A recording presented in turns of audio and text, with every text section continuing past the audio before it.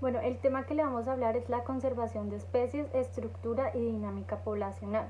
Nuestro grupo está conformado por Alejandra Hernández, Daniel Isaacs y Ángela Martínez. Las especies y las poblaciones son las unidades esenciales de la evolución y por eso son el foco principal de conservación. La mayoría de los esfuerzos para la conservación de la biodiversidad han sido enfocados en la protección individual de las poblaciones o de las especies, aunque esto a su vez también implica la conservación de su mismo hábitat.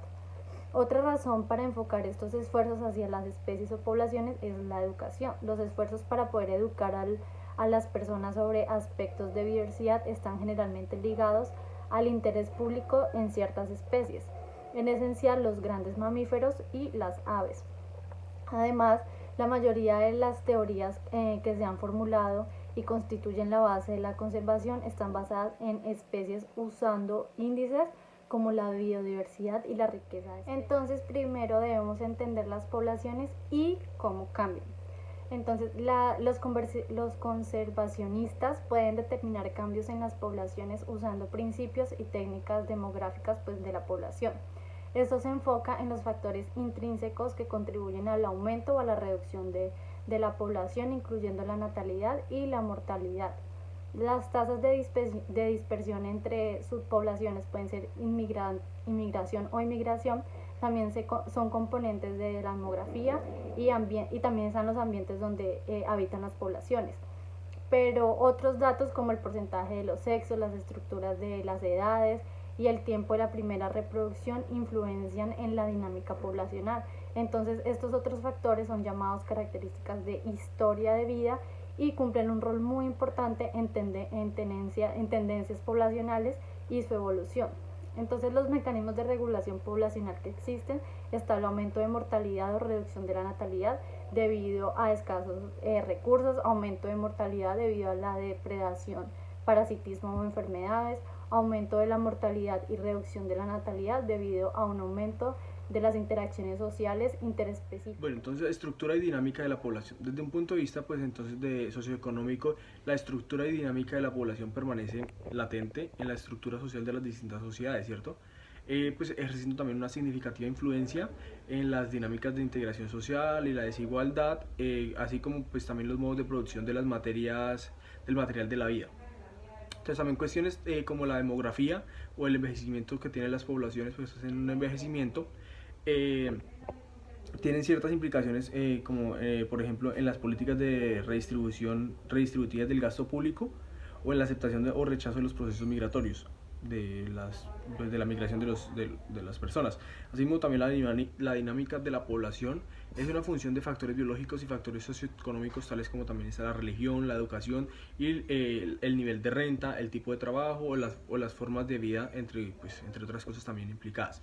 Entonces en este contexto pues la demografía se configura como el espacio que es necesario que tienen que ser analizado para la sociología mediante que esta es medida en la que se preocupa por las causas del cómo, del por qué está creciendo pues, la población y las implicaciones en campos como la salud, el envejecimiento, la concentración urbana. Entonces las propiedades de las poblaciones, la ecología es una rama que es pues de la biología que esta estudia las interacciones que establecen los organismos entre sí con el ambiente físico y este pues, propone comprender la forma en que los seres vivos se ven afectados afectan y son afectados por los factores bióticos y abióticos también como tienen como objetivo pues definir esta interacción que tienen las personas con los animales. También están los niveles de organización que estudia la ecología, pues como ya lo mencioné, pues también la población, que es un grupo de organismos de una misma especie, que esto es principal pues de decirlo. El tamaño de una población pues también se puede variar en forma notable a través de los años, puede aumentar o puede disminuir estas poblaciones.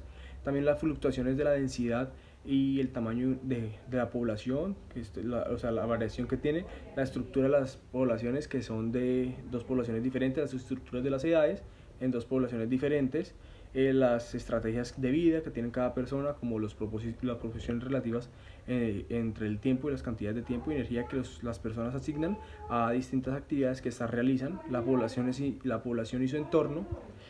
También está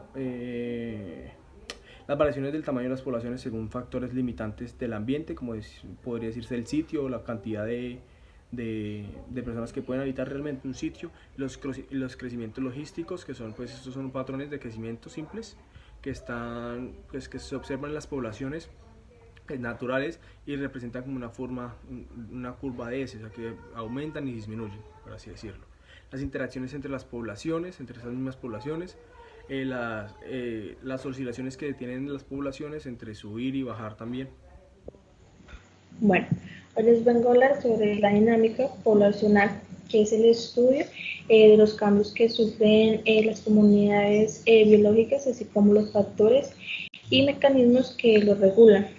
El estudio de las fluctuaciones en el tamaño y densidad de las poblaciones naturales se basa en tres pilares fundamentales, una serie de principios teóricos generales que subyacen al cambio poblacional, la formalización e interpretación de estos principios a través de módulos matemáticos y por último la interpretación de estos principios y modelos en términos de mecanismos biológicos. La importancia del estudio y aplicación de la dinámica de poblaciones en los programas de control biológico pues se resumen en estos cuatro aspectos.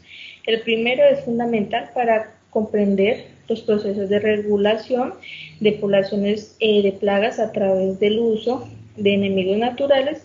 El segundo permite conocer y jerarquizar los atributos de los enemigos naturales y su impacto en el éxito de los programas de control biológico. El tercero, es posible predecir con mayor grado de seguridad los resultados de nuevas introducciones de enemigos naturales. Y el cuarto, establece teorías robustas que sirven de base para para la generación de nuevos programas de control. Esta teoría bioecológica presenta aspectos fundamentales para el estudio y entendimiento de la dinámica de las poblaciones animales, en particular las interacciones tritróficas, esto es planteadas a nivel del sistema planta-plaga-enemigo natural, en que cabe descartar los siguientes aspectos. Encontramos el aspecto de distribución espacial de las poblaciones, en el cual encontramos que se considera un atributo fundamental de los seres vivos y su conocimiento incide en la eficiencia de los planes de muestreo y en el análisis e interpretación de los datos. Existen tres tipos de distribución espacial, en cual que encontramos que es una distribución uniforme, al azar y agregada. En la primera, que es la distribución uniforme, es aquel que los individuos se disponen a una cierta distancia de unos a otros. Se produce cuando el ambiente no es el idóneo, por lo que aparecen fuertes relaciones intraespecíficas. En la distribución al azar se observa en las especies que tienden a amplios límites de tolerancia, por lo que no se tienden a reunir en grupos. Y por último, la distribución agregada, que es cuando los animales se disponen en grupos muy densos, pero separados de otros grupos también densos. Esta distribución es la más frecuente en plagas agrícolas, pues permite una mayor protección, reproducción y dispersión de la especie. Bueno, respecto a la cuantificación de poblaciones encontramos que existen dos, está la población potencial y la población objetivo, en el cual la población potencial la definimos como aquel conjunto de la población que presenta el problema central que el programa atiende. Un ejemplo